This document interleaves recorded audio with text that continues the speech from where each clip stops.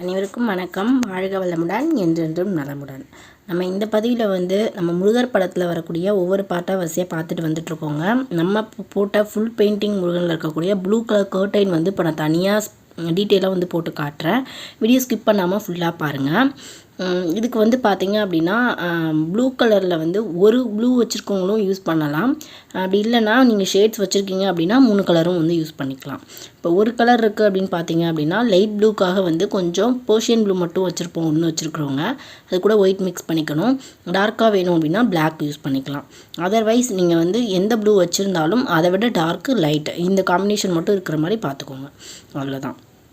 இப்போது நான் வந்து இதில் ஷேட்ஸ் வச்சுருக்கேன் அப்படின்றதுனால நான் வந்து லைட் ப்ளூவும் எடுத்திருக்கேன். டார்க் ப்ளூவில் வந்து அதாவது பர்ஷியன் ப்ளூவில் பிளாக் மிக்ஸ் பண்ணி தான் இன்னும் டார்க்காக எடுத்திருக்கேன். நடுவில் வந்து கோபால்ட் ப்ளூ வந்து நான் பேஸ் கலர் வந்து கொடுக்குறேன், கொஞ்சம் மைல்டாக இருக்கிற மாதிரி.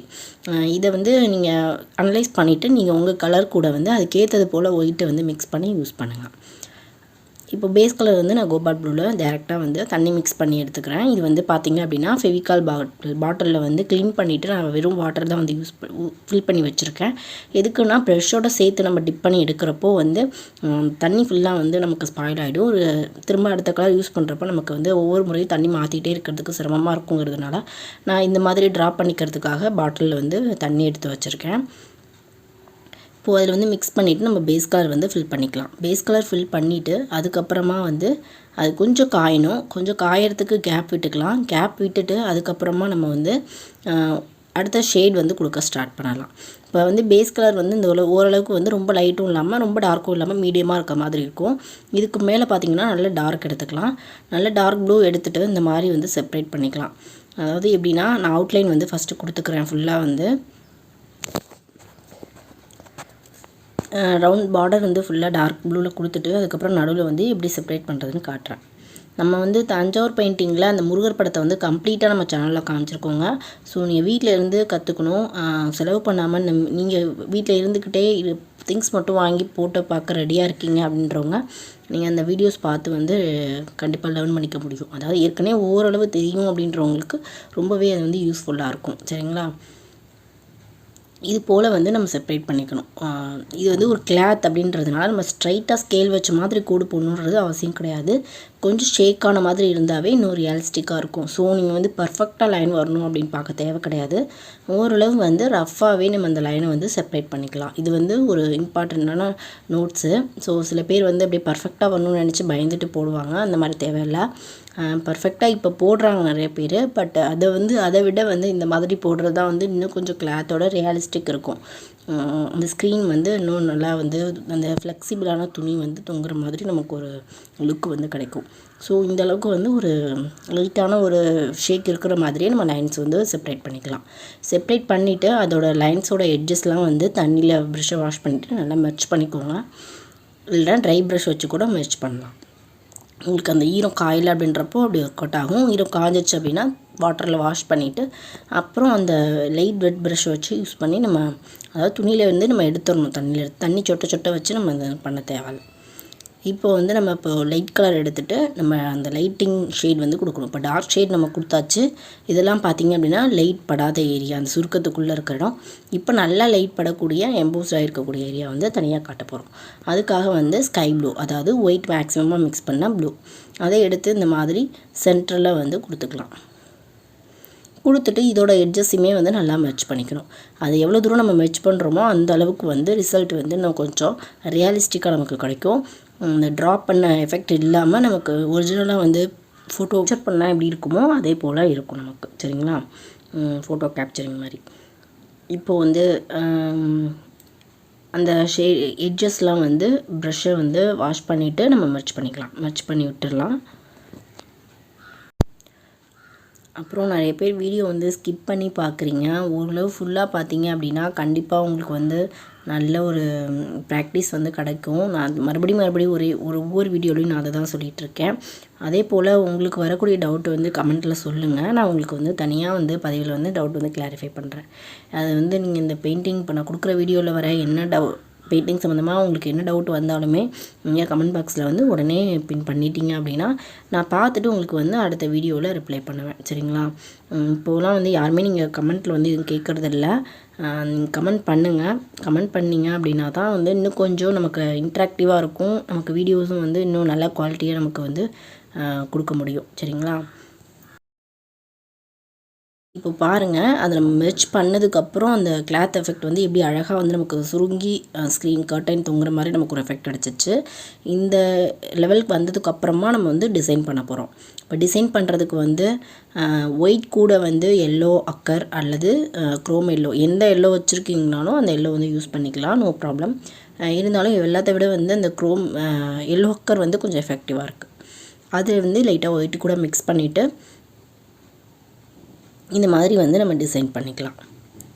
ஒயிட் வந்து நம்ம கம்மியாக மிக்ஸ் பண்ண நமக்கு வந்து கண்ணுக்கு தெரியுறது ரொம்ப டல்லாக இருக்கும். அதுவே வந்து நம்ம கொஞ்சம் ஜாஸ்தியாக ஒயிட்டு மிக்ஸ் பண்ணோம் அப்படின்னா நமக்கு இன்னும் கொஞ்சம் இன்னும் நல்லா கண்ணுக்கு வந்து தெளிவாக தெரியும். இப்போ பாருங்கள், இது இப்போ ஒன்று போட்டிருக்கிறது வந்து ஒயிட் வந்து கொஞ்சம் கம்மியாக மிக்ஸ் பண்ணுது. இப்போ நெக்ஸ்ட்டு வந்து இன்னும் கொஞ்சம் ஒயிட் மிக்ஸ் பண்ணிவிட்டு போட்டு காட்டுறேன் பாருங்கள், அதில் எந்த அளவுக்கு வந்து டிஃப்ரென்ஸ் தெரியுதுன்னு. இப்போ போடுற லைன் பார்த்திங்க அப்படின்னா கொஞ்சம் ஒயிட் வந்து ஜாஸ்தியாக மிக்ஸ் பண்ணியிருக்கோம். இப்போ உங்களுக்கு அந்த டிஃப்ரென்ஸ் தெரியும். ஸோ அந்த ஷேட்ஸ்லாம் வந்து நீங்கள் நல்லா ப்ராக்டிஸ் பண்ணிக்கணும். ரிப்பீட்டடாக வந்து நம்ம எந்த ஷேட் வந்து அதில் அப்ளை பண்ண போகிறோம் அப்படிங்கிறதுக்கு ரிப்பீட்டடாக 2-3 முறை ரஃபாக வந்து போட்டு பார்த்துக்கோங்க. இப்போ கொடுத்துருக்கிறது தான் வந்து நல்லா வந்து நமக்கு அந்த கர்டைன் மட்டும் நல்லா எடுப்பாக தெரியும். இப்போ நம்ம என்ன பண்ண போகிறோம்னா இன்னும் அதிகமாக வந்து இன்னொரு ஷேட் ஒயிட் மிக்ஸ் பண்ண வேண்டியிருக்கு. ஸோ நம்ம எடுத்த உடனே வந்து ரொம்ப பிரைட்டாக நிறைய ஒயிட் மிக்ஸ் பண்ணி நம்ம கொடுத்துடக்கூடாது. கொஞ்சம் டல்லாகவே இருந்தால் நமக்கு வந்து அடுத்த ஷேட் கொடுக்குறப்போ நம்ம அதை வந்து யூஸ் பண்ணிக்க ஈஸியாக இருக்கும்.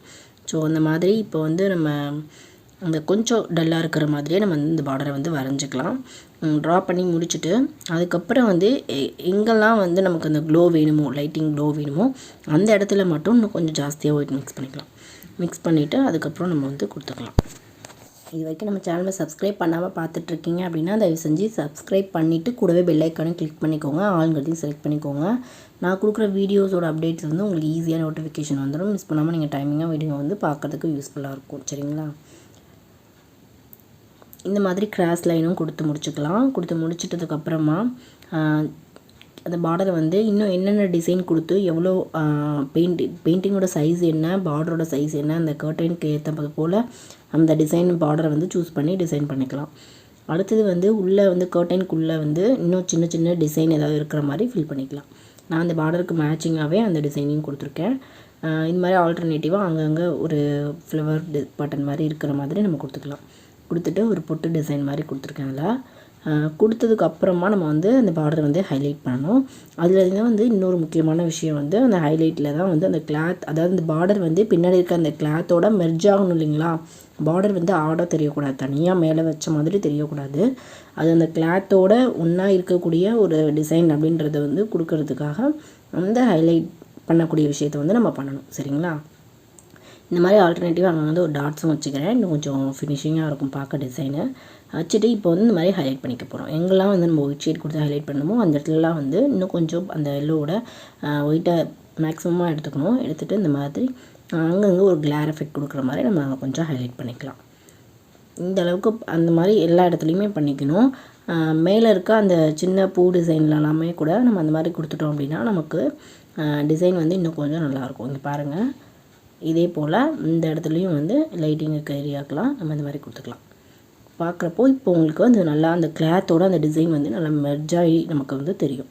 உங்களுக்கு கண்டிப்பாக அண்டர்ஸ்டாண்ட் ஆகிருக்கும்னு நினைக்கிறேன். ரிப்பீட்டட் ப்ராக்டிஸ் பண்ணி பாருங்கள். உங்களோட ரெட் கர்டைன் ஏற்கனவே கொடுத்துருக்கோம், பார்க்காதவங்க அந்த வீடியோவும் பாருங்கள். உங்களுக்கு ரிப்பீட்டடாக பார்க்க உங்களுக்கு நீங்கள் ஒர்க் பண்ணுறப்ப உங்களோட ரிசல்ட் வந்து இன்னும் கொஞ்சம் பெஸ்ட்டாக கண்டிப்பாக கிடைக்கும். அதை நீங்கள் கண்டிப்பாக உங்களால் ஃபீல் பண்ண முடியும். அதனால தான் நான் திரும்ப சொல்கிறேன், நீங்கள் கண்டிப்பாக பாருங்கள். பார்த்துட்டு அப்புறமா ப்ராக்டிஸ் பண்ணுங்கள். சரிங்களா? வீடியோவை இது வரைக்கும் ஸ்கிப் பண்ணாமல் பார்த்துருந்தீங்க அப்படின்னா கண்டிப்பாக ஃபுல்லாக லேர்ன் பண்ணியிருப்பீங்க. உங்களுக்கு யூஸ்ஃபுல்லாகவும் இருந்திருக்கும். அப்படி யூஸ்ஃபுல்லாக இருக்குன்னு நினச்சிங்கன்னா நம்ம வீடியோக்கு மறக்காமல் ஒரு லைக் கொடுங்க.